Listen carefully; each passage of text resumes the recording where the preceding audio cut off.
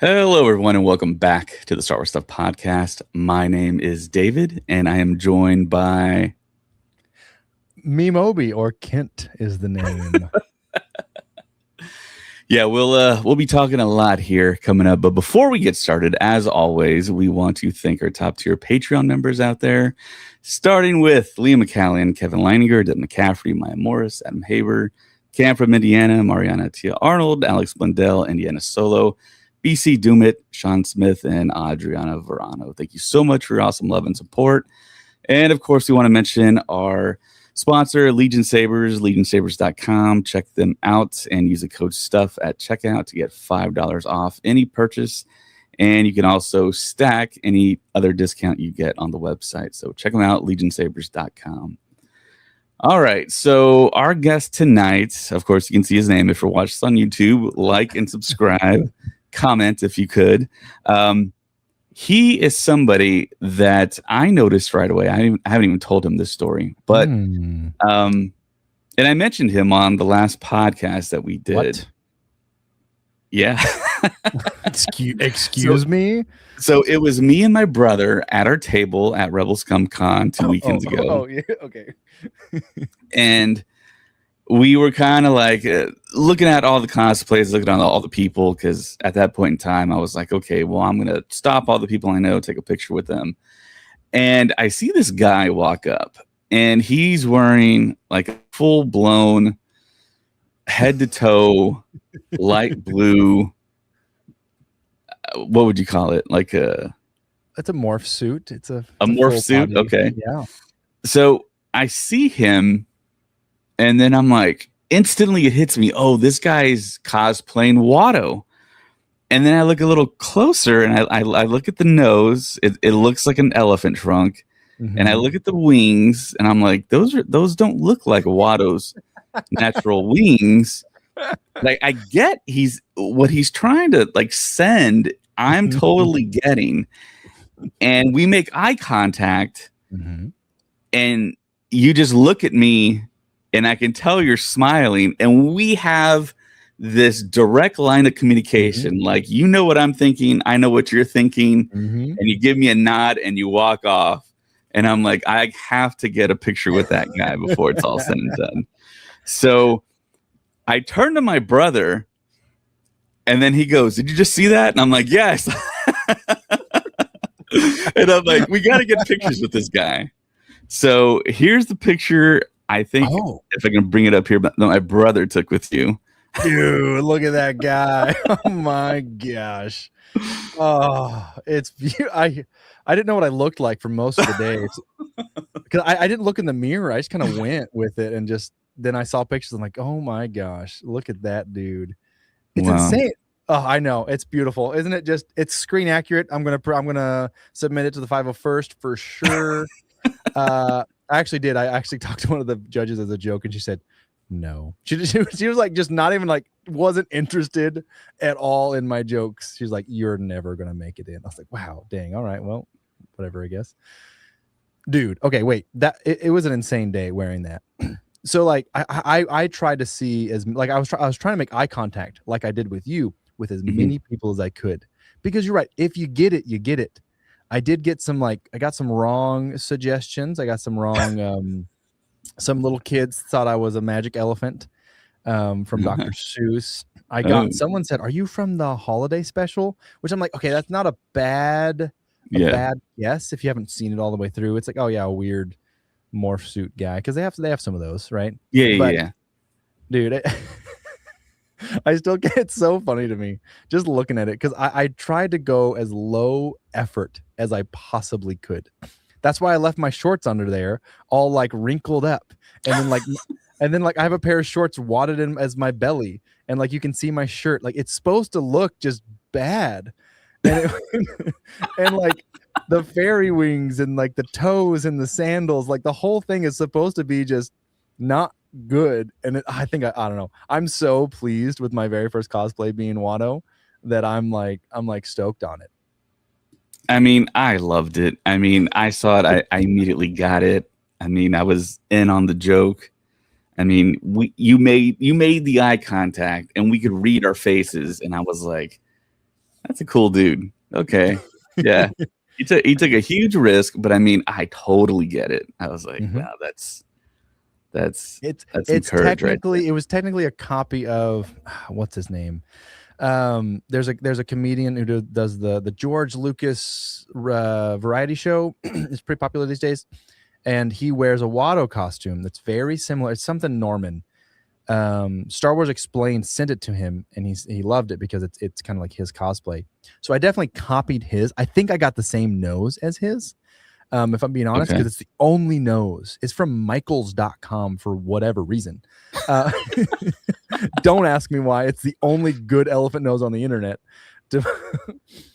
So people have been asking if I'm going to wear it to celebrations, and I'm pretty tempted because it's pretty funny, like it is, and like I probably will. But I think for next Rebel ScumCon, I'm going to do a equivalent, and I'm going to do a Max Rebo.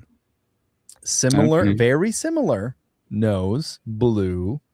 I need elephant ears, and I'm gonna make like a hula hoop piano that I can wear with suspenders. Because like my whole thing, right? I mainly do jokes and memes and stuff like that. I've been doing some more lore stuff Right. recently, but my thought is I want to do something that is not the normal cosplay, that will make people laugh, but they'll get it. I can't go like so far extreme where no one will understand who, like I can't go be Joe Yowza or whatever from the Max, like Yeah. someone will get it. But like Max Rebo is a more notable glup than others. So like, I mean, it's still pretty niche, but I mean, if you go to a Star Wars centric convention, right, people are going to get it. And that's the beauty of like Rebel Scum Con Yes. and Star Wars Celebration. We've been saying it for 8 years on the podcast that Yeah. there's nowhere else on the planet where you can like turn around and talk to the person in back of you in line and just bring up like a random conversation about like someone like C.O. Bibble, from the Phantom Menace, and have a full blown like 30-minute to like hour conversation about that character. True. But nobody else is going to be able to do that with you around the world. That's what makes those cons so special.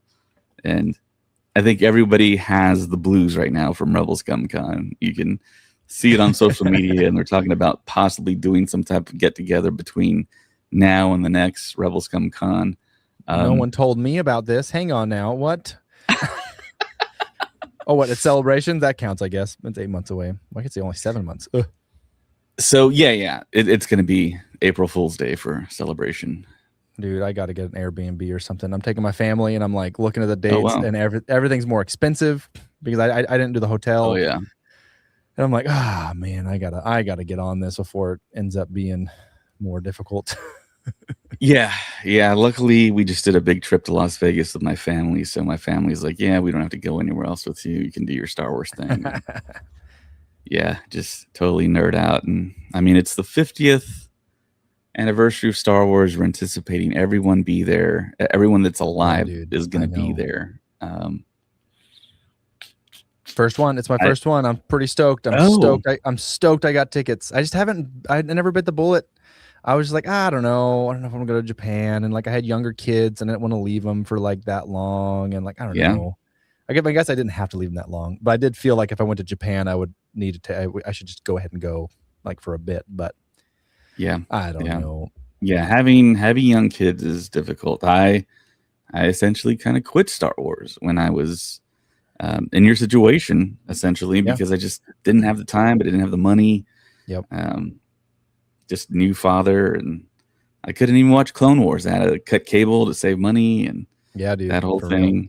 And it was very difficult. So yeah, RSC. You had how did you find out about RSC? That's it definitely would have been from the previous years, just other social media people. I'm guessing it was probably, I think I saw it mainly from like Will of the Force.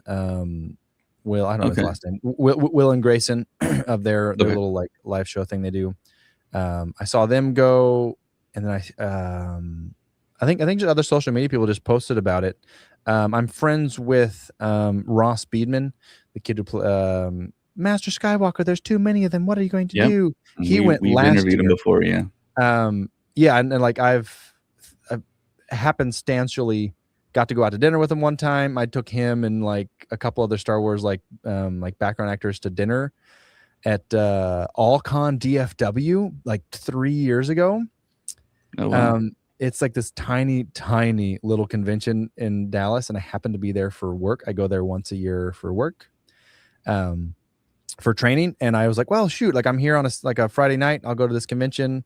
Happen to meet Ross Beedman. So I saw him posting about it. That's probably, honestly, now that I mention it, I think that's probably where I heard about Rebel Scum. And then I'm from Oklahoma originally, so I have friends in Texas and in that like the 501st down there, and they had mentioned it to me. But cool.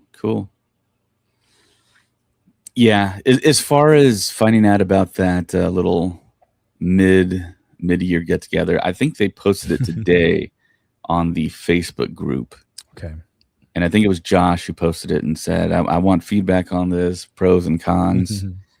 And yeah, some people were like, definitely, I would want to do some type of get together before the next one. But I live about 4.5 hours away, and I know you live far away. I do. And I can see my brother again, which would be great. It's just the timing with every convention that I attend now. Yeah. I actually think I might be slowing down here after Star Wars Celebration. I might just be like, okay, well, I need to calm down and maybe save my money, because like you said, it is a lot of money. Yeah, I've been doing on average a 1 Star Wars trip a year, but I think I might be upping that to 2 with Celebrations and Rebel Scum.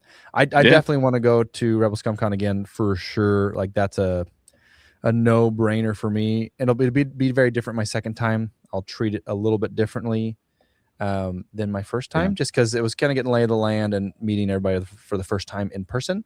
Because I haven't met like any other quote unquote influencer or person in this community in person until this trip. I've never had any, like hardly any contact, hardly any like actual chatting until I started campaigning for RSC. Before it started, I started messaging everyone, trying to get just some friends and like get my name out there so people can talk to me.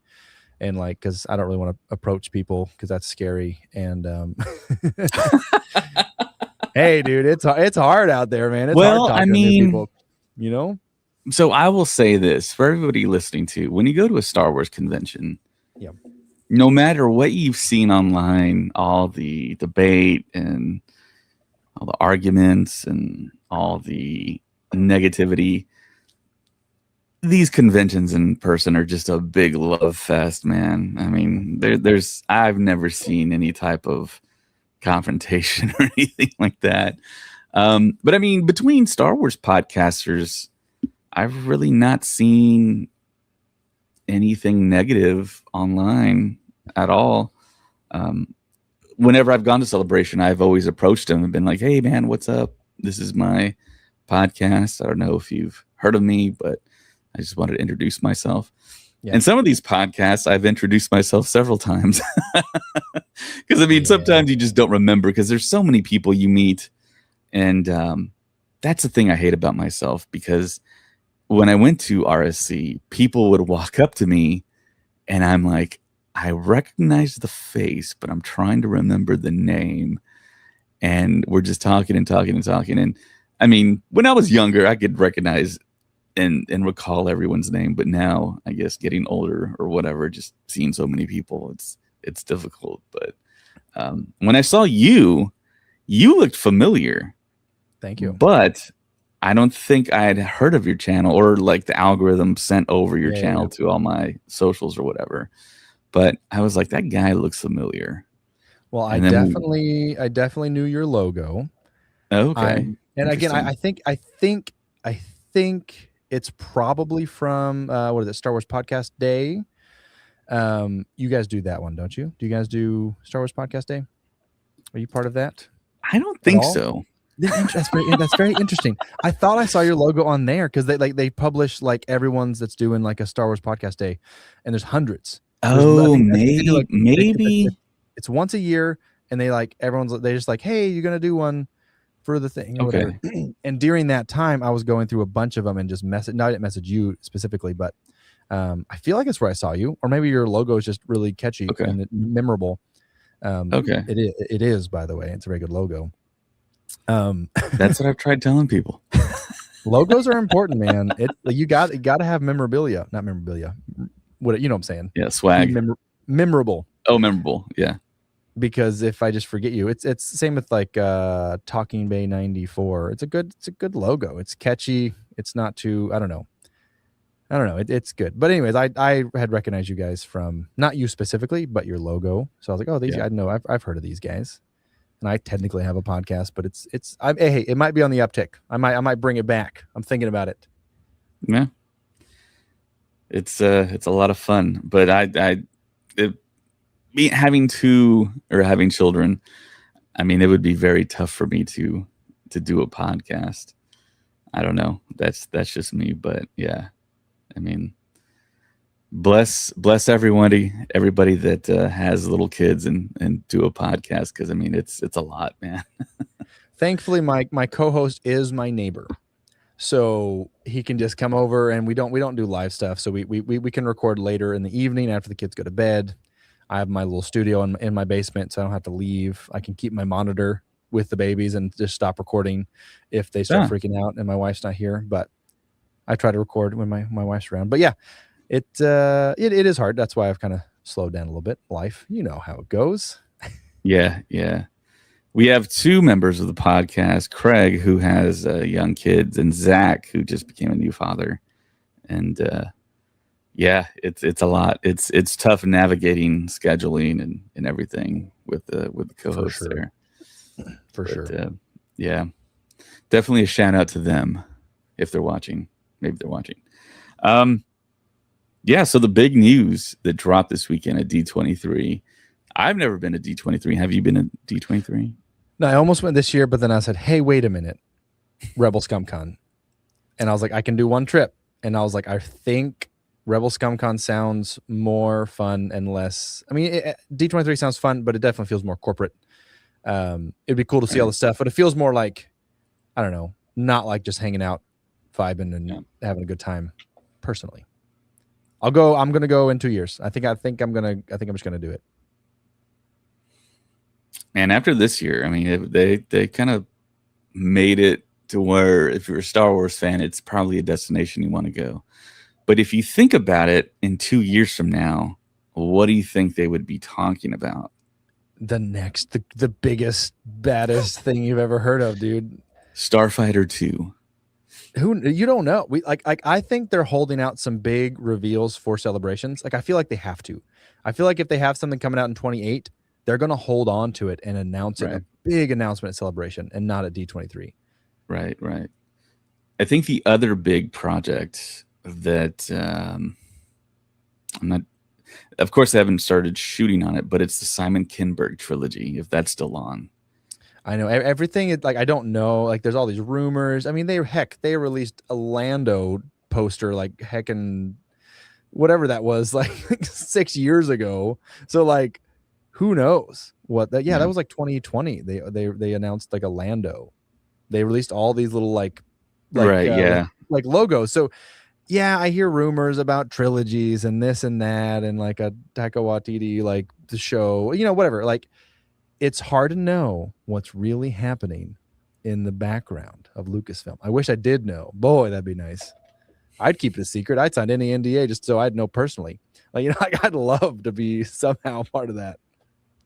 Yeah, I would too, definitely. A lot of people, I hear this a lot, that they are against having more episodic films. And then there's that rumor about Simon Kinberg's trilogy being episode 10, 11, and 12. What do you feel about that? Okay, so most of my opinions are twofold. I have an opinion for the community and the fandom, and then I have an opinion for myself. My personal opinion is, give me as much as you possibly can. I don't care. Give me everything. Make a trilogy, make a show. Literally, I will consume as much as I can. Now, I fear that if they go too much, it becomes more like Marvel, and we get the Marvel fatigue, superhero fatigue kind of deal. Thankfully, Star Wars is its own niche, and it's like Marvel, it's competing with DC and like these animated shows and like The Boys and like, all this stuff, right? There's more superhero things that can also cause this fatigue. I'm fine with a trilogy. I don't know. I'm a little more trusting these days. I've been pretty pleased with everything as of late in the last like 2 or 3 years. Nothing has really ruffled my feathers. Mm-hmm. I don't know. I'm pretty hopeful for these kind of things. I don't know. It's, what I'm saying? It's kind of hard to really pinpoint my emotions on it, because it's like I take Star Wars kind of like it's history. Meaning, if something happens and someone's like, "Oh, that's not real, that's not lore," I view it more like I'm watching a documentary about World War II. It's like, sure, I may not like that Anakin did that, or I don't love that this character did that, but nothing I can do about it. That's just what happened. Oh, I guess that's how the Jedi are acting there in the Acolyte. There's nothing I can do about it. So, my opinions are always kind of like are kind of weird like that, because it's like, I'm just happy. I'm just happy to watch Star Wars, dude. Yeah, I have the same opinion. I grew up in the 90s. There was nothing live action, no TV shows, no films.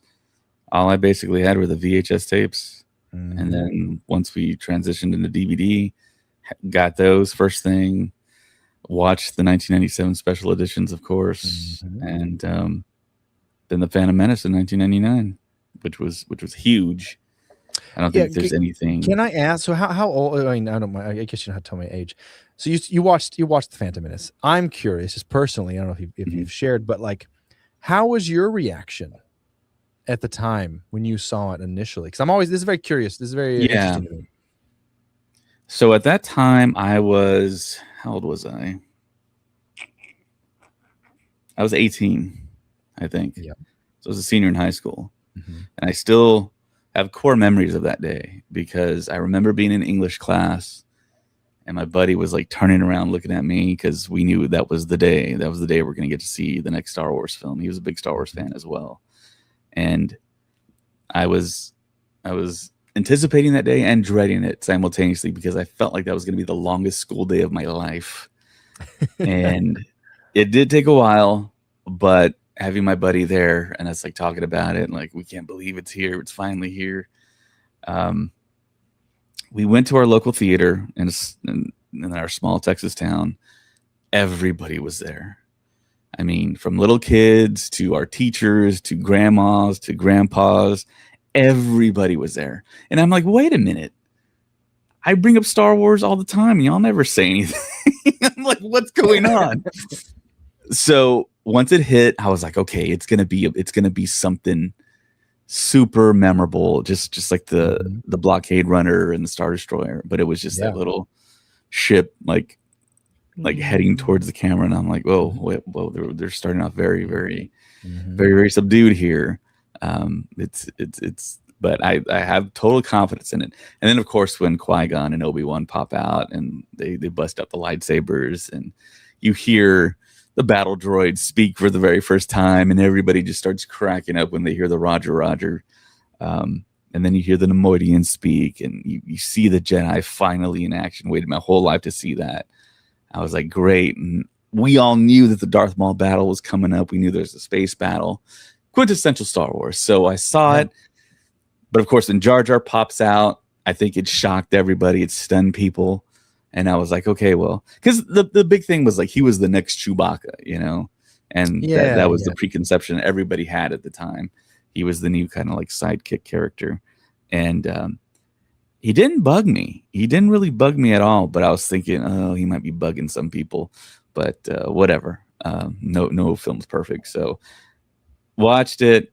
I love the symmetry, the poetry that George Lucas always talks about. And as soon as the movie ended, I tried getting as many thoughts from as many people as possible. And it wasn't overwhelming excitement, but people were like, yeah, I liked it. It was good. It was good. And then slowly those opinions you started to hear kind of started changing. And a lot of people did not like the film. And it was a real bummer to me that there was those opinions out there, and negativity started creeping in. And I'm like, man, this, I hate this. And still to this day, when I see a film and I love it, or any type of Star Wars project, and people have a lot of negative things to say about it, I hate it. I can't. I Yeah. don't like it, because Star Wars is such a part of me, and I think it's the greatest franchise. So Yeah. I'm just like, man, it's like you're looking at the surface. You need to look a little deeper in Star Mhm. Wars to figure out what's actually going on.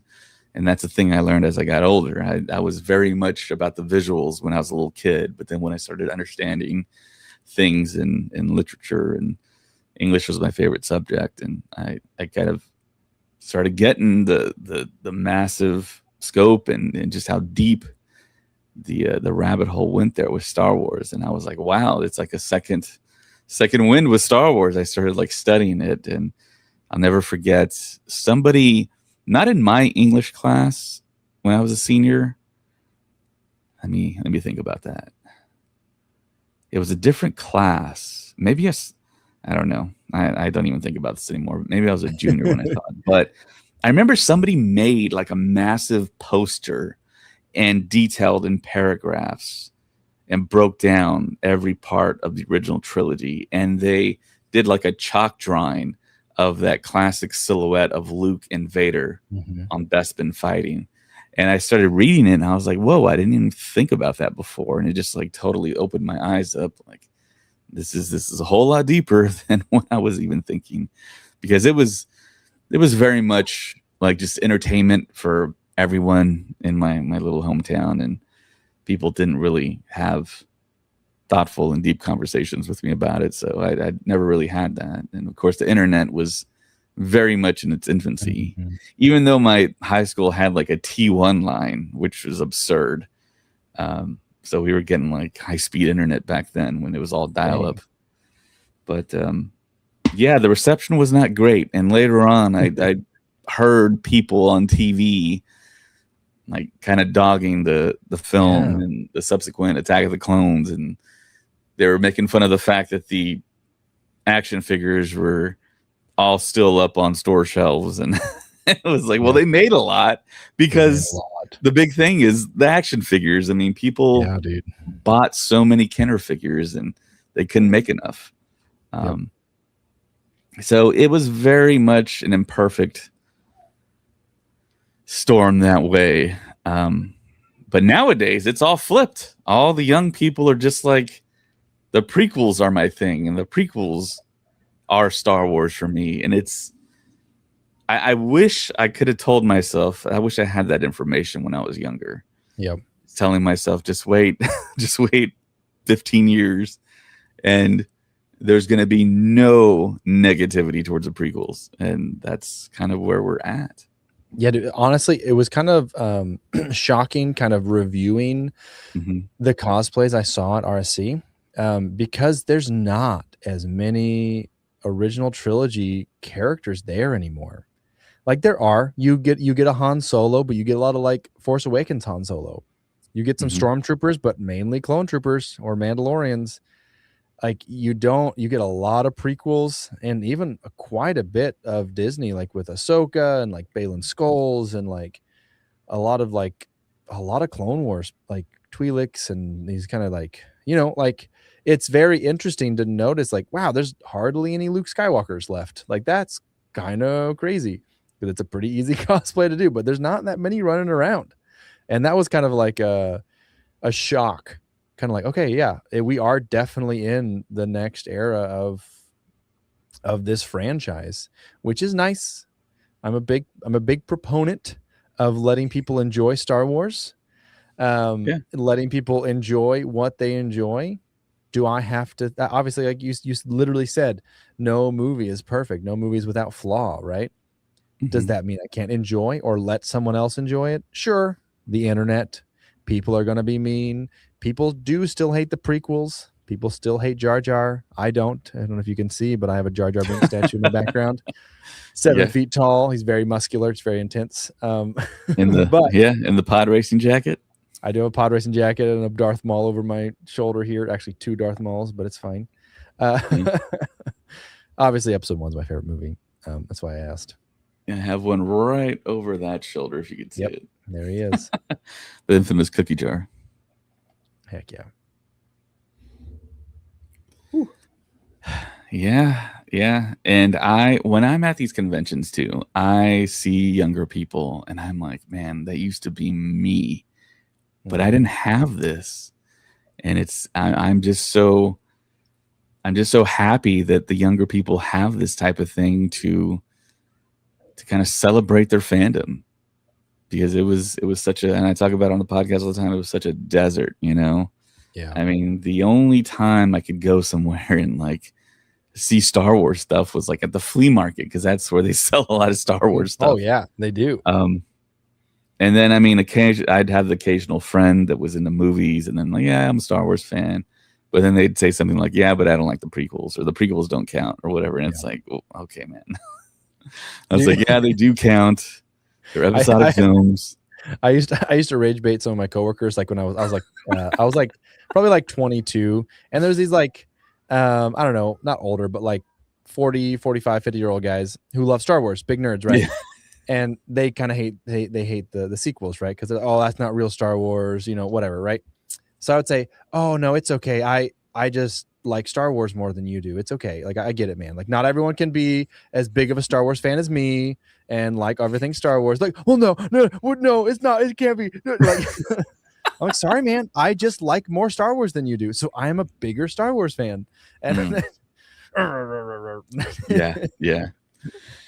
yeah. I mean, there was a lot of people. So when I started off this whole podcasting venture thing, I joined the 501st as well. Yeah. And there were a lot of older people in the 501st. And I'm thinking, I wonder what their opinions are on the prequels. And you kind of slowly find out that, yeah, they approve more of the original trilogy. They're wearing original trilogy costumes or cosplay. And it's like, wow, that's a very kind of interesting way you have to navigate your fandom, because how are you reconciling between the original trilogy and prequel trilogy? And then some people have like gradually embraced it more, but then some people have just totally left. And I don't see it more so than on Facebook, because when I started my whole 501st and podcasting thing, I had all these Star Wars friends that were older than me, and they've slowly just kind of disappeared. And I mean, some of them have different reasons than others, but it's like a lot of them are like kind of just gone. And it's all like younger people than me now that I'm friends with. There's the occasional like 50-year-old, 60-year-old person on there that, yes, loves Star Wars, still talks about it and everything. But it's like, man, am I the older generation now?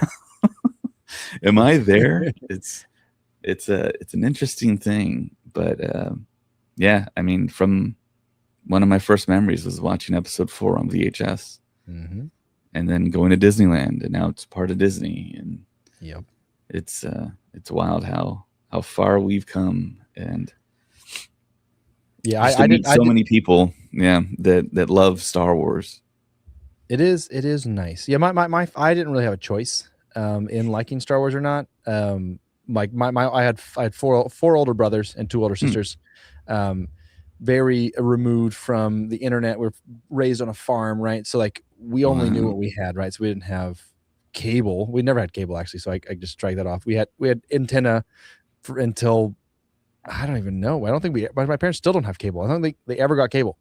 So like I didn't really have a choice. And my older brothers would like make me play all these card games. Like I'm literally holding my deck of cards of these, like these ones. I don't know if you remember these, but all these like sweet cards. And he would make me play these games. It was kind of like he made it up. It was like a D&D kind of style game where you like flew around the galaxy and rolled dice and met different characters. And like, that's how I started to learn all these different characters and abilities. And like, I just kind of assumed everyone knew that, but I didn't. I was a kid. I didn't realize that no one knew.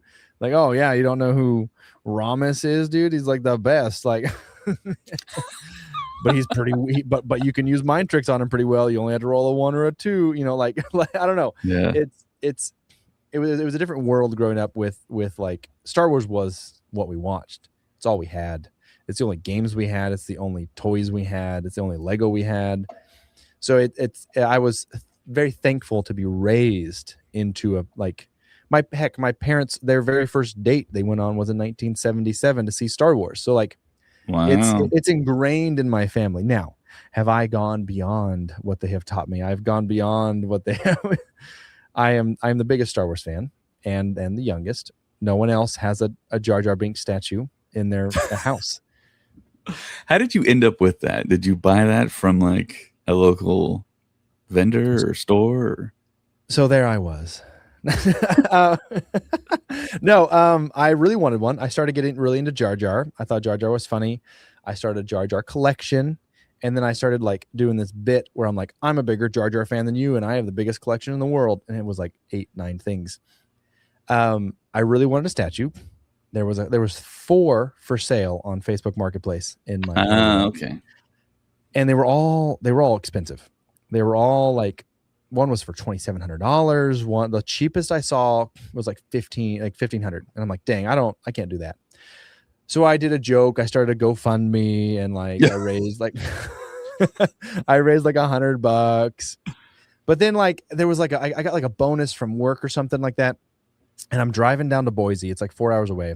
I'm driving to Boise to pick up a pop-up camper for me and my wife and kids. And someone texts me. They're like, hey, look, there's a Jar Jar Binks in Boise for like half of what you've seen it priced for. And I'm like, oh, dude, I'm here. Like, I am in Boise right now. And I look at it. It looks in good condition. And I call my wife. I'm like, is it cool? Like, I'm going to buy it eventually. Like, can I buy it right now? So like 10 minutes before I got to this place, I didn't know I was going to I didn't go to drive 4 hours thinking I was going to gum home with a Jar Jar in my backseat. So it was at like a rug shop, like a fancy, like an estate rug shop thing. And then there's just Jar Jar behind this plant. And I was like, can I borrow a measuring tape? I got to see if he fits in my car. And like, he barely fit. I had like a SUV. And I'm like, and I came home with Jar Jar, and it was like the best day of my life. He's part of the family, dude. My kids love him. My kids love Jar Jar. Wow. Worth it. Yeah, so worth it. He's beautiful. I get tagged on a lot of Facebook Marketplace things like that too. I think my Jar Jar would be the N1 Starfighter that you see sometimes hanging in comic book shops. I know, dude. The N1's the best ship, dude. It's around. It was the same era as these giveaways, because this was like the Frito-Lay giveaway. It was Jar Jar, Darth Vader. I think there was an Anakin and a Yoda. I think it was the 4. And I think the N1 was one of the ones you could get part of the giveaway, which I'm like, dang. Dude, I ended up messaging most of the people that also had Jar Jars to see like, how'd you get it? Like, I'm just curious about the lore. And most of them were like, yeah, I won it, and I didn't really want that one. I wanted Yoda. I'm like, yeah, what a reasonable thing to win, a Yoda. That's so much. Not a 7 foot tall. She's like, yeah, I'm just tired of like hauling this thing around the country, moving it every few years. I'm like, it is a hassle to move. It's tall. 7, like, you have to have room in your house for this behemoth. Yeah. It's very off-putting. I had it in my living room when I first got it because I had nowhere else to put it. Wow. And like, so you walk through at night and you see these arms just like out of the corner of your eye. You're like, oh, and it freaks a lot of people out. Obviously, that's why it's in my basement now. He's prominently displayed for my backdrop. He's beautiful. He's everything I ever wanted. He's part of the family. Yeah. Cool. Yeah, the N1 is kind of like my dream prop from episode 1, but I should have had the Yoda. I should have had the life-size 1-to-1 scale Yoda. We went to the, I think it was for Revenge of the Sith at the Galaxy Theater in Austin. They did a cosplay contest. And at that point in time, of course, cosplay wasn't that big. 2005. Mm-hmm. The guy that won essentially won it by wearing a Boba Fett helmet. He made Mm-hmm. some like shoulder pads and some knee pads out of cardboard, and he had the wrong gun, and he won it. Crazy. And I was like, "Oh my gosh, I could have did something a little bit better, and I would have come home with that." Dude, Super my Watto would have won for sure. Hey, I'm still mad.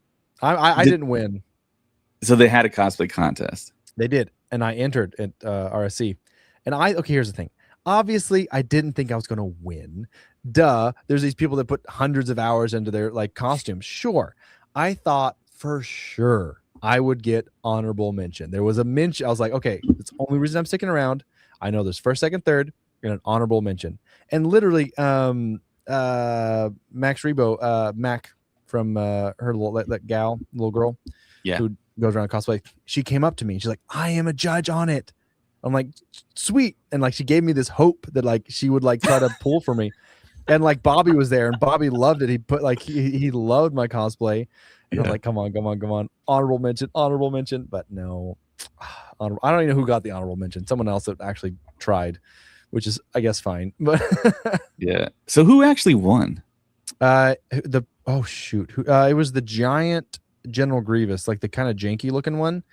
Like they had him propped up at like the droid area. So somebody actually wore him. No, it was a different one.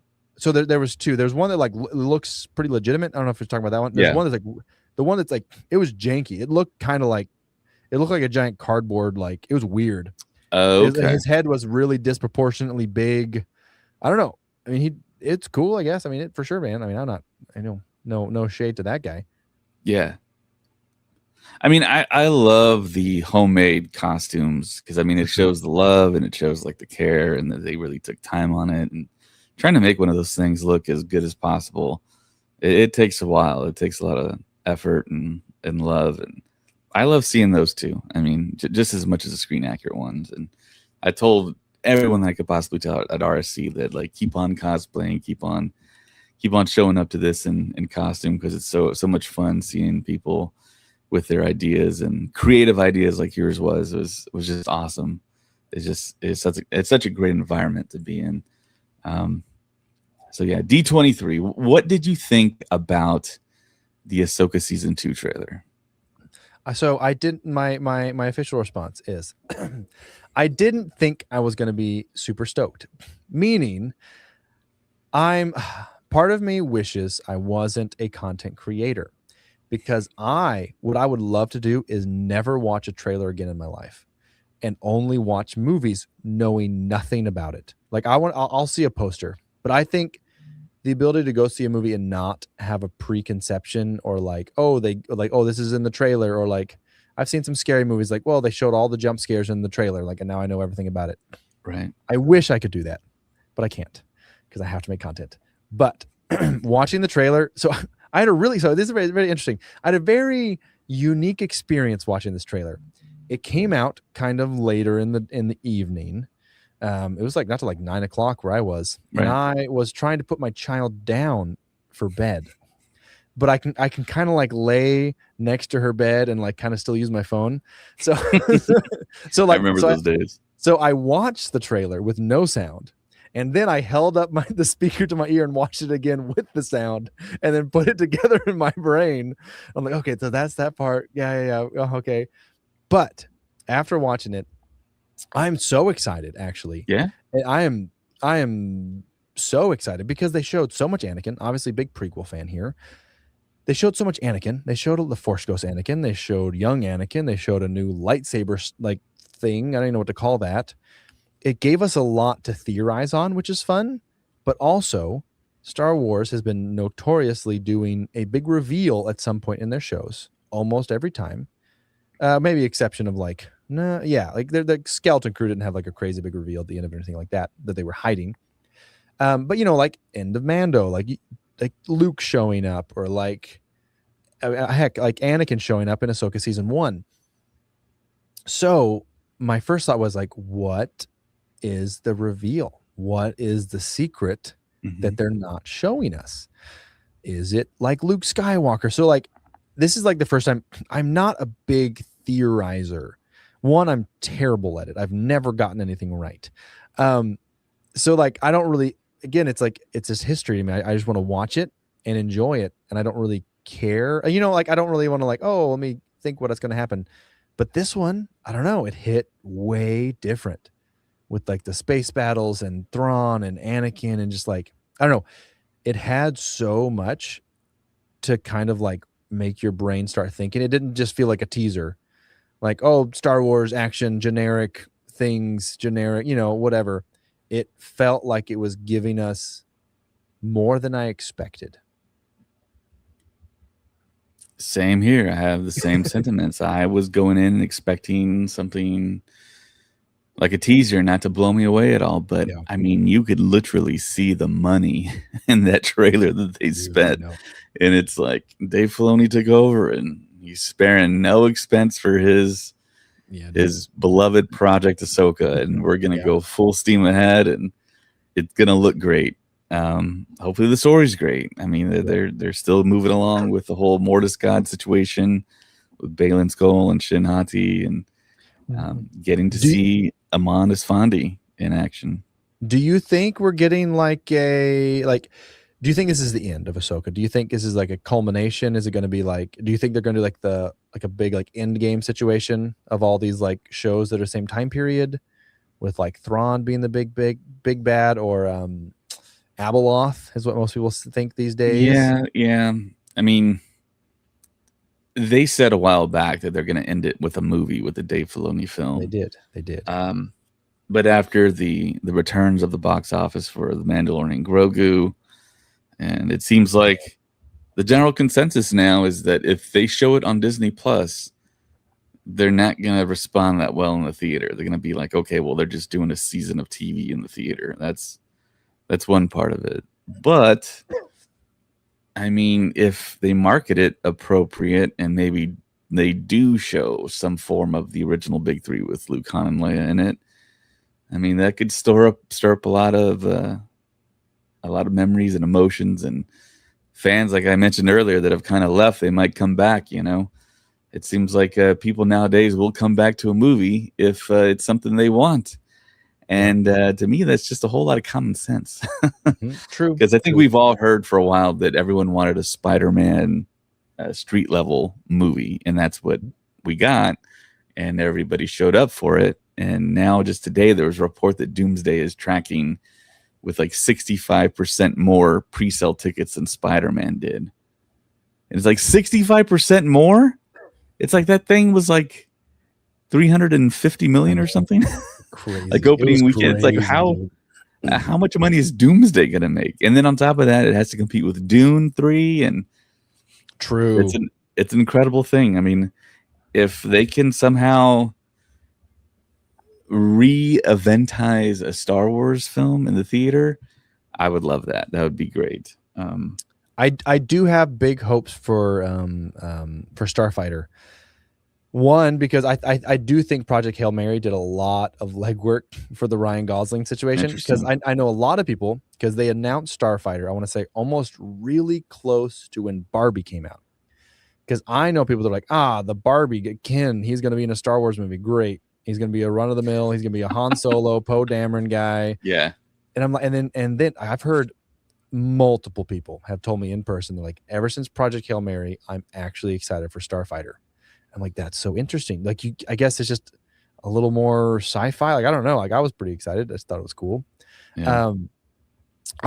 Someone asked me today, they asked, which are you more excited for, Starfighter or Ahsoka? Now, but I think my answer is kind of a lame answer, but they're two different things in my brain, right?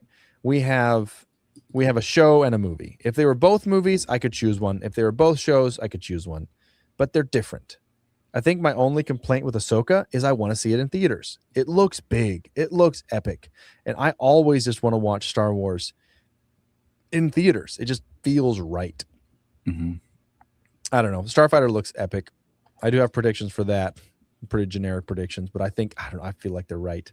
I always feel so confident in my predictions. Ryan Gosling's going to be like the son of Jack Porkins. Just kidding. Dude, I That'd be a wish. wild twist. Dude, Porkins coming back. Somehow Yeah. Porkins returned. Yeah. No. I think it's going to be, he's reluctant to help whatever military or whatever's there. He's like this epic old school guy. You're so good. You're the fastest starfighter in the galaxy. And he becomes friends with this kid. And then once the kid gets in peril, then he's like, fine, I'll go save him and fly the super fast starship or whatever. And the kid's probably a Jedi. I don't know. I'm just throwing. I feel like that's an easy prediction. They do love Jedi. Obviously, like Andor kind of proved we didn't need Jedi, which is cool. Love that. Yeah. But I don't know. I feel like they're going to bring a Jedi into this to some degree. Yeah, and all the rumors that Amy Adams is Mara Jade, I think that's kind of weird, but I mean, That's too. other people are believing that, so I don't know. People believe a lot of things that are not real on the internet. You know? Yeah, I People mean, hold on to a lot of things. I was Sometimes thinking it's true. about that earlier today when we started the podcast. We weren't quite sure who to trust, and I mean, we heard some really cool things, but once the kind of months and years went by, we knew exactly who not to trust, and we kind of got duped into some of the stuff out there as well. But somebody says a big hello there on YouTube from Mila Jovovich Godzilla Official on YouTube. So what did you think of the logo on his jacket? So I have some opinions on this. It's a cool logo for sure. Like, I'm not going to give you wrong, but it's so silly because I'm just imagining the pitch meeting. They're like, okay, here's the logo. Here's what you do. We're going to turn it upside down. And everyone in the thing is just like, oh my God, no way. It's the greatest thing of all time. Or the reason that they got it, someone was sitting across the table of someone else and they're looking at the Rebel logo. They're like, wow, that looks really good upside down. Let's use that. Like, it's cool. It's going to sell a lot of merch. People are super stoked on it. People love a jacket. People love like a fighter pilot jacket. It looks like a Skull and Crossbones. It feels more Skeleton Crew than anything, just because it's more piratey. It looks like a Jolly Roger flag, right? Like, it just does. And then Ryan Gosling is like notorious for wearing jackets in general, so it's like good to have a jacket for him. Like, that guy he wears a lot of jackets. It's kind of his thing, weirdly. Yeah. But here's the question. Okay, here's the question of the night. You said it's a Skull and Crossbones. Okay. What are the crossbones on this jacket? It's gotta be. It's just the it's the guns from his ship. Isn't that in the trailer? Okay. Isn't that in the teaser? That's what I thought. But so many people are trying to tell me, no, those aren't guns. That's an X-Wing. And I'm like, no, it's not. You guys ever seen an X-Wing before? I mean, of course, it has the X shape. But I mean, when you look at the bottom, the two bottoms, it look like a stock and like he carries one in the trailer, doesn't he? He's carrying one over his shoulder in the trailer. He has this giant, gun thing. I don't know what it is. I just assume he's gonna go mount it to his speeder or whatever. It's like some epic, I don't know, laser cannon of some sort. Yeah. That's just what I thought. It felt pretty. Sometimes things feel really normal to me, and everyone's like, "No, it's something else." I have that issue too sometimes. Sometimes it could just be what it looks like. Right. I mean, I from the very start, I was like, those are rifles. But then, no, those are X-Wings. I'm like, well, wait a minute. Are you right? Is that what that is? Then I'm like, no, it's not an X-Wing. We might not get a single X-Wing in this film. So yeah, I know. That's what I'm thinking. Like, why don't even think X-Wings are potentially not going to show up? Yeah. They'll throw one in the background. You kidding me? They got to throw an X-Wing. You got to throw some eye candy in there. You got to throw oh, I see it. I see the thing. Yeah, but the logo up at the top, I thought that was cool that they used some of the old signage for Star Wars. I thought that was a nice touch. It is a nice touch. I completely agree. And again, is it because the funny thing people always say to me, they're always like, "Oh, great, another Disney cash grab." I'm like, okay, it's a corporation. They got to make movies. They got to make money. What Yeah. isn't it? Like, no one's making movies out here unless they're at like a local film festival, not hoping to make money.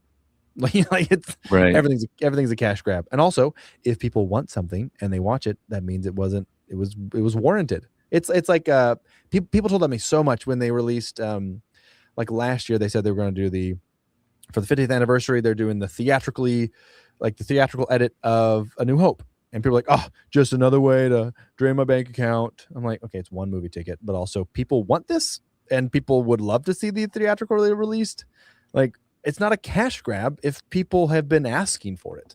Like, they're just giving me what I want. Like, I have a USB drive of like the unmastered, no, the demastered version that people have put together of A New Hope.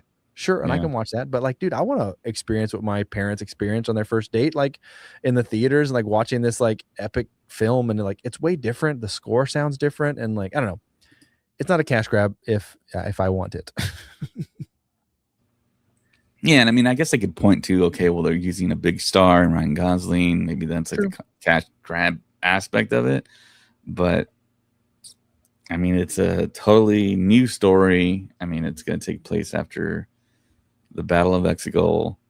You have a known director, Commodity, and Sean Levy. But other than that, I mean, I think Amy Adams is going to have a small part. Yeah. But also, if you want people to come to a movie and like reignite some Star Wars, like in like people's minds, like, oh, hey, the new Star Wars movie. If it was just like all the actors from like The Acolyte, I love them and stuff, but like there's no like, and there was some bigger names, but there wasn't like A-list celebrities, right? Like if it's a movie, you have to have a reason for people to want to come that aren't just diehard Star Wars fans, right? Diehard Star Wars fans they're going to show up, but if it doesn't appeal to the general public, oh, there's a new Star Wars movie and it's like a standalone, that's kind of cool. It's got Ryan Gosling, Amy Adams. All right, cool. Let's go check it out. You have to do that. Like I hate like I had similar feelings. I'm like, oh, great, another A-lister. Like, great. But I was like, what's my problem? They're just actors. Like, good for them to get to be in Star Wars. Why should I really want, like, I don't need it to be a bunch of nobodies. Yeah. I mean, I agree. But if Starfighter is a big hit, I think we can expect to see more films with bigger name actors tied to it. Because I think that's what Lucasfilm and Disney is just going to assume. Oh, they want to see big name actors in Star Wars roles. But I mean, Star Wars has had that time and that history of 5 decades now of people watching these films and growing up to be well-known actors and wanting to be in them, which I think has been the case from the very start. But I think casting has always been a little on the almost unknown to the not so well-known side with Ewan McGregor. And I think Liam Neeson was the most well-known actor and had I don't even think at that time he was that big, but yeah, we have Darth Vader -X5D5J on YouTube saying hello there. The classic intro. The only way to greet. Yeah, we're getting more hello there's than usual. Interesting. My thing with actors is like, I get there's like the history of having no names and some like bringing these people up and finding cool characters, but it's like, if someone can act and they can play a character, I would rather someone who's a really good actor, who I know is going to be a good actor, than someone who might not be. Like nothing. I'm not gonna throw shade towards anybody, but like, yeah, if you don't do good, it's not gonna perform as well. It just is what it is. Like if you can act, you can act. Like I don't personally care who you are or how big your name is. How, obviously there's like, I don't know. Not everyone should be in Star Wars. Not every A-list celebrity. Like, I don't think Snoop Dogg needs to show up, but like, he's in the Adidas commercial. He's in the new Paw Patrol movie. Saw that yesterday. Wow, very on brand. Snoop Dogg. But I don't know necessarily for the kids though. But I don't know. Snoop Dogg's in he has his own kids show. Are you kidding me? He has his own television kids show called like, I don't know, something dog. He's like a dog, and I don't know. It's whatever, dude. Snoop Dogg's doing stuff. He's whatever. That commercial was cool though. They had Snoop Dogg and Daft Punk and I think David Beckham in the cantina. And they merged a lot of stuff into it. And I thought Yeah. that was always cool when they used to do that type of stuff. But yeah, Starfighter looked a whole lot more polished to me as opposed to what I thought we were going to get. Yeah, I think back to times like with Rogue One, like the first teaser of that was pretty unpolished. They ended up doing reshoots and getting rid of a lot of it. There's like a lot of the scenes in those are just not used in the movies, and that one felt definitely more like a teaser that wasn't like this one looked polished, like you said. Like it looks like it's ready, like it looks like it's done. Obviously, you know that's not how it works, but it looked clean. It looks like there's some cool worlds we get to go to. Oh, I love seeing new locations. Like, Tatooine's great. It really is. And Coruscant's awesome. But there's a whole galaxy. Let's go somewhere and see some cool things that could be on these planets. Like I'm so for like this water planet with like these columns, or I don't know. I couldn't really see everything in the trailer, but like it was nice to see some new locations. Yeah. Definitely. And it's the movie that a lot of people even overlooked Mandalorian and Grogu for Starfighter, and saying that's going to be like the return of Star Wars for whatever reason. I mean, I really wish. The only thing for me for Mandalorian Grogu was that it wasn't really connected or leading into the next thing. It felt like there was no. It felt like a kind of long wink or nod episode to the audience. Yeah. So I mean, there's rumors about like it was a stand-in for like a different movie that they scrapped, but they already had like a setup, like, oh, like we need to do a movie this time of year, this day, and like, well, we can do Mandalorian and Grogu. We have Mandalorian stuff to do. Like it felt like it should have at least connected more into like another season, or like I'm all for a Mandalorian movie, but in my opinion, it should have been like the grand finale. Like do season 4 and then have a grand finale in a movie. right. Oh, that'd be In the sweet. theater. Like, yeah, like that works. Not just a long episode. I mean, it was fun. Like I feel like they could have dropped a little bit more lore, or like, and it, like literally anything. Like, yeah, we got Jabba's son, and it was fun. It was a fun romp, but it wasn't like, oh my gosh, look at this! It's the greatest thing of all time. Sadly. Yeah. Like I love Mandalorian. And I really liked Rada. I liked the character design. I love the fact that they had Jeremy Allen White doing the voice, and they did whatever they did to his voice to make it sound that way. But I thought that was a terrific and really fun character. And it's really resonated with the fans. We had the running of the Radas at RSC, which was really cool. So yeah, it's very kind of more precarious than it was after this last weekend when we saw those trailers, man, because those trailers, I think, got people hyped. Oh, people are more stoked out of their minds. Yeah. I'm way more hyped for Ahsoka now, coming out January 20th. And Maul got announced as well, coming out next year. We just don't know the exact date. And that was a terrific series. Got a lot of people back on board. Yeah. So, yeah. What's Celebration going to tell us? There's either going to be a massive trailer, or wait, Celebration's in April, and when's Starfighter? Is it May 28th? So, oh dang, that's like right before. So maybe the final trailer for Starfighter. Maybe we get some footage. Maybe we get the first 10 minutes or something. Ooh, yeah. I don't know. I'm calling it now, and I'm really bad at predictions. But they're going to announce. They have to. They're going to announce a new project that hasn't been heard about before, or at least to confirm like the Dawn of the Jedi. But they're going to name it something weird because they have to name it not what everybody thinks they're going to name it, and which is fine. It feels like to me that Dawn of the Jedi film is kind of on the shelf. It feels like everything's on the shelf. A little bit. Like I don't know. I feel like everyone's back and forth. Everyone's like, "Oh, it's gonna be this. It's gonna be that." Like I don't know. It's like nobody knows. They're getting better at keeping a tight lid on things, which is like cool. Like I'm here for it. Like there's certain things they can kind of like hide, and NDAs and all that kind of stuff, and like the big corporation. But I just feel like it's a really good opportunity to announce something. Like what an awesome time to announce a brand new something, a brand new show, a brand new movie, a trilogy. Like, I feel like if they're holding off on the trilogy, they're not just going to announce it in like January randomly. Like if it's not going to be until like 2028, which seemingly it won't be because Starfighter's in 2027, they're not going to have another movie most likely until like December 27, realistically. So if it's not going to be that, like I feel like they're just going to hold off to do like this epic big like hype up celebrations. Even though they don't need to, everything's sold out. You can't sell any more tickets. Like you don't need to hype celebrations up any more than it already is. I just feel like they're going to announce something massive. They just have to. They just have to. There's no other choice. It feels like we're going to get an announcement of an animated show, but based in the original trilogy.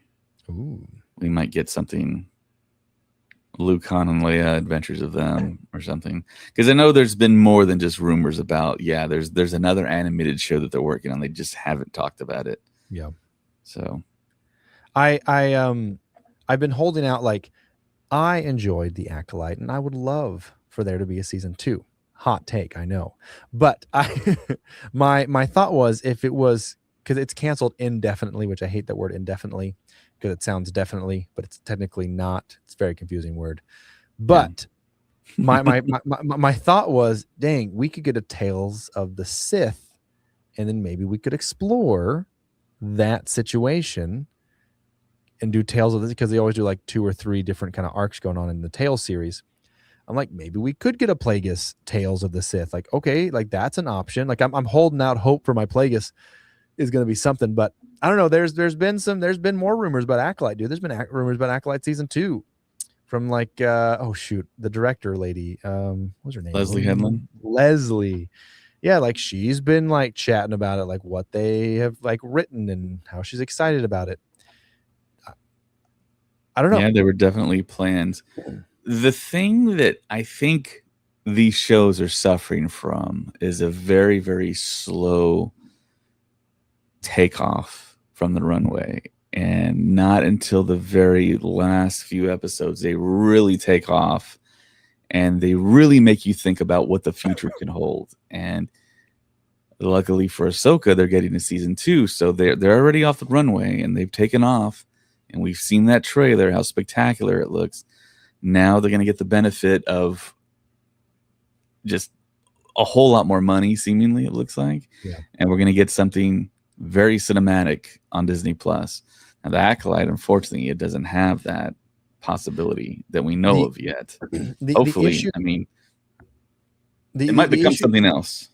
The issue I feel like we're running into is a lot of them, Ahsoka included, but it made it through, came out with a season 2, like obviously in the works, meaning like it was banking on a season 2. Andor technically didn't do that. It had its arc, it progressed through, and it ended. Like, I mean, like obviously not ended, didn't end where like season 2 did, where it ends at the place, but it was strong. It had its own storyline. It wasn't banking on a next season.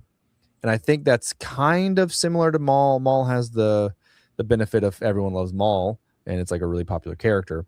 Right. But Acolyte is hinging on a season 2. Like I think if they would have just dove into more of the Plagueis and like the stuff faster and not just hope they had a season 2, it would have done better, and they could have like, done longer episodes, kind of like Andor's doing. I really hope Andor is a kind of like a trend, and like other shows on other platforms with these longer episodes, and hope Disney sees that like, oh, you can do longer stuff like The Boys and like stuff like that, do longer episodes, and people are here for it. Yeah, I think as far as their strategy goes, they need to get more in the theaters, though. I mean, if they really want to make money, but I mean, they need to do concepts and stories that are for sure going to make money. And I think there's still a bunch of them out there. There's still a whole bunch of them out there. It is cool seeing them kind of with the Thrawn situation, right? Kind of leaning into the Heir of the Empire, right? That's like the most popular book series from the extended universe, really, because it's the one most people have at least read, because it's like the first one, out of the gate. So it's cool. I'm curious to see how they adapt a lot of it, because I think it feels like they're going to. It feels like they're going to use some stuff from it, because I think their fear is, and I would also have this fear making movies for them, is if they take just a book and just adapt it.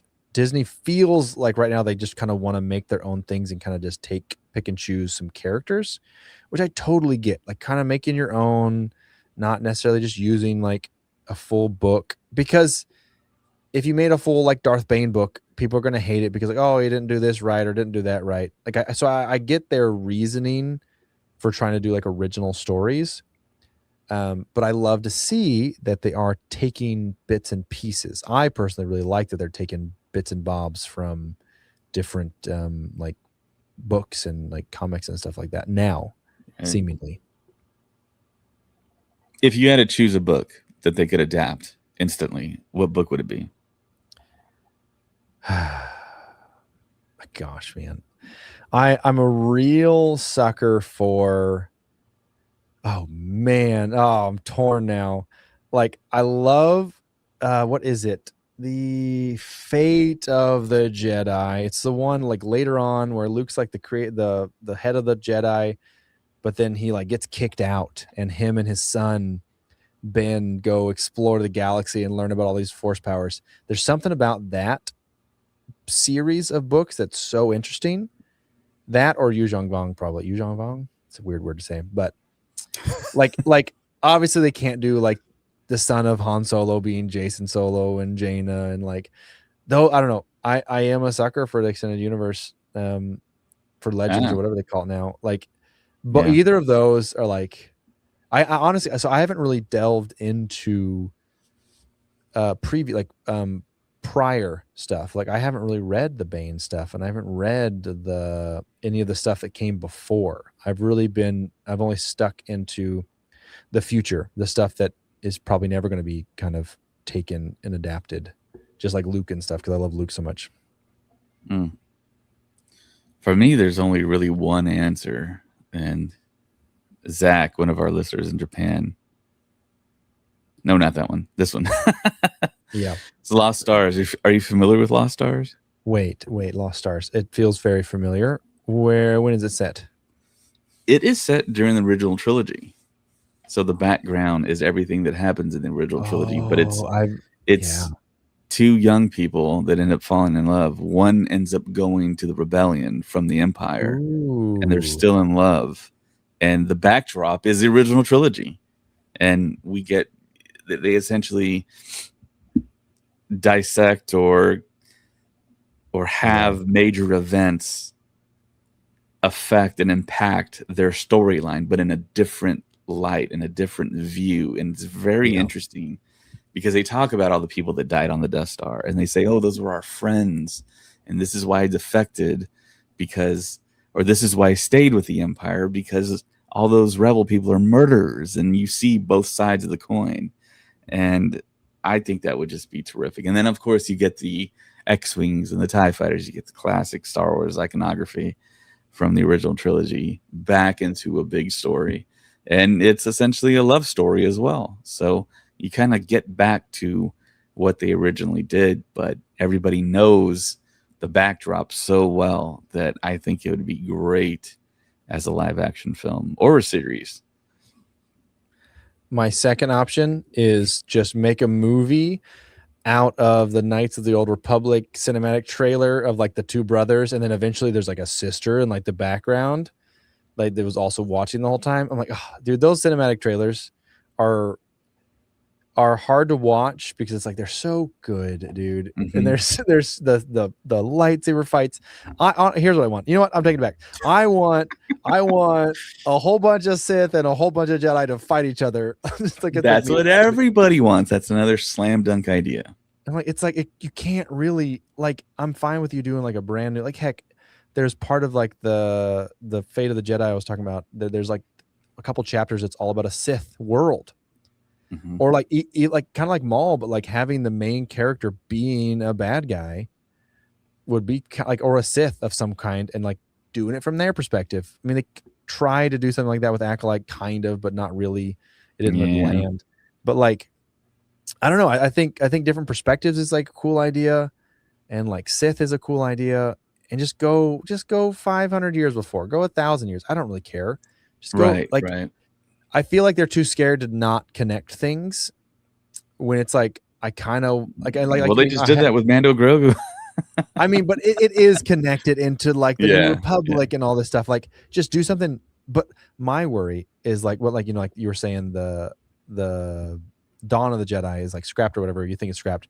I worry that the Dawn of the Jedi would be too far back and it would be lame. And right. it's just gonna be just like people like, I don't know, the Force is neat, and like they hit each other with sticks or whatever. Like I don't know, Yeah. like like like It's Sith like Civil a War Star Wars people. movie without lightsabers, without blasters, maybe. I mean, it's like 10 Commandments style or something. I don't know what they want to Okay. do, but Okay. Well, an epic. There was a rumor about like what I just heard this like 2 days ago.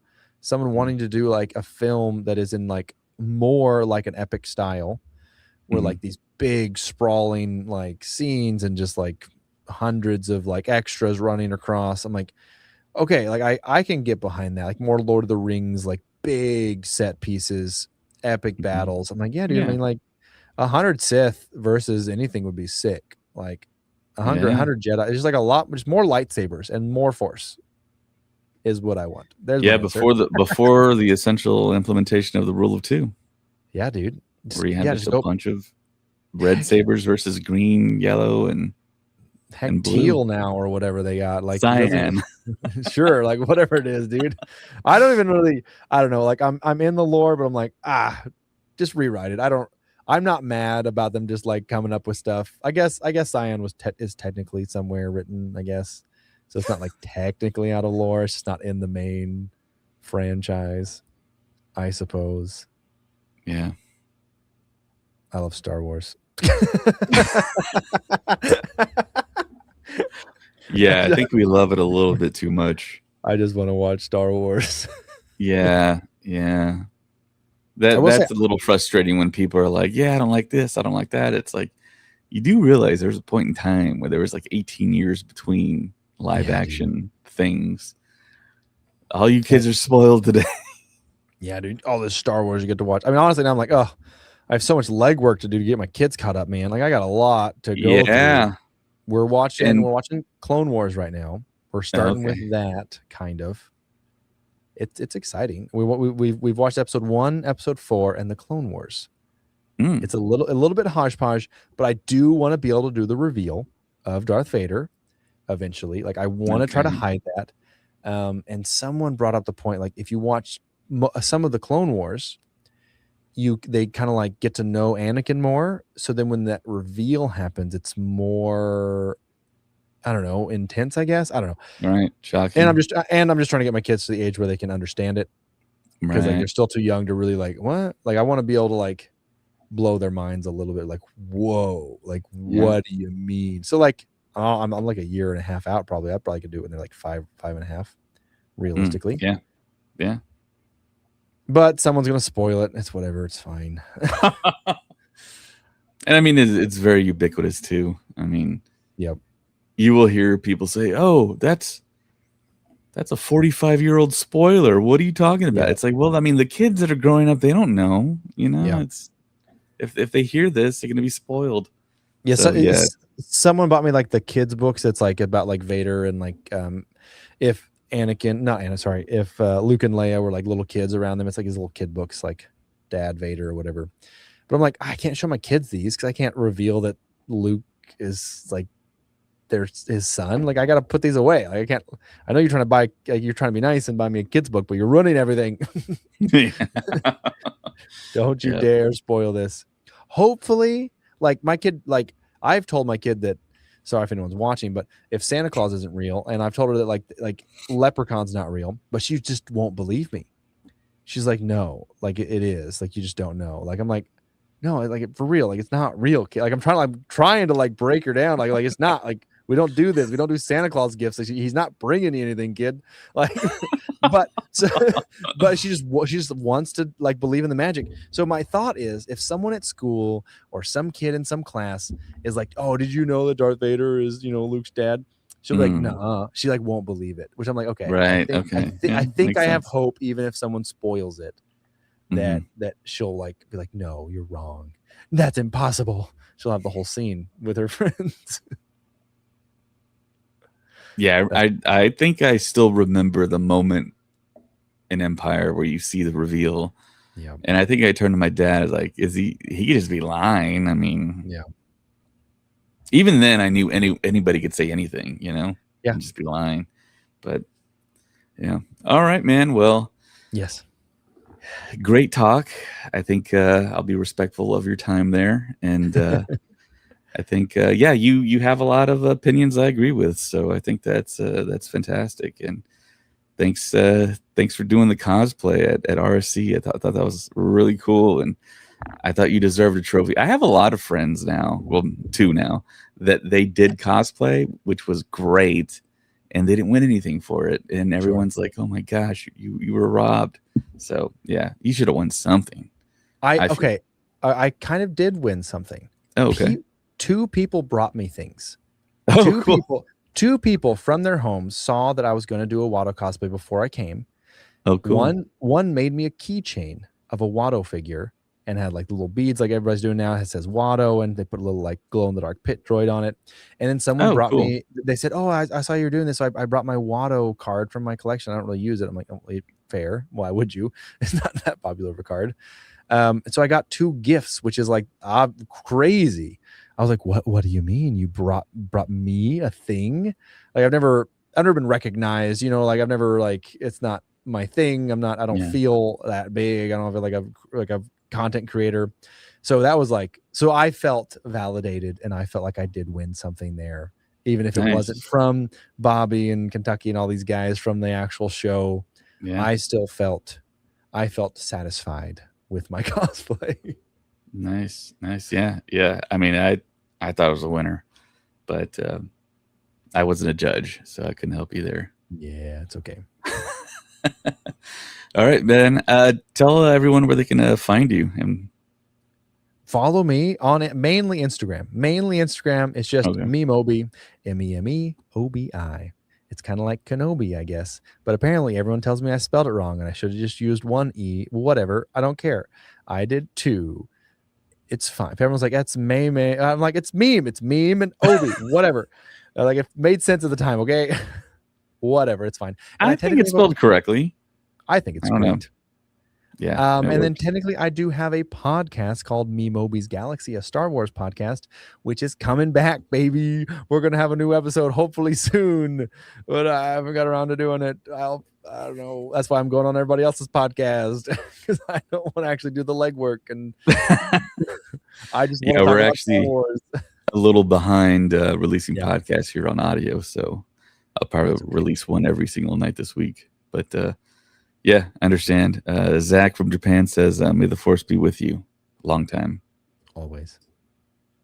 And you can find us. I'll say all of our socials in case some of your listeners or watchers are watching us.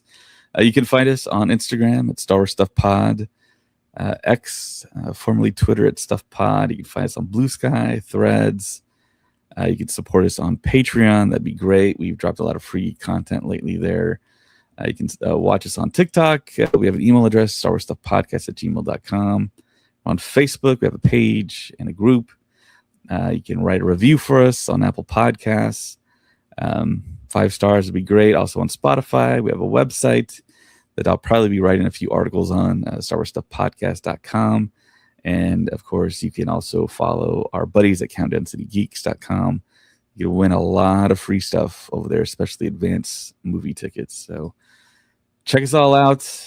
Thank you so much for awesome love and support. I want to say a special thank you to our guest, Memeobi. Thank you for coming on, and we want to have you on again as soon as more crazy news breaks out, or you got any new memes you want to share with us. So for Kent, my name is David. May the force be with you.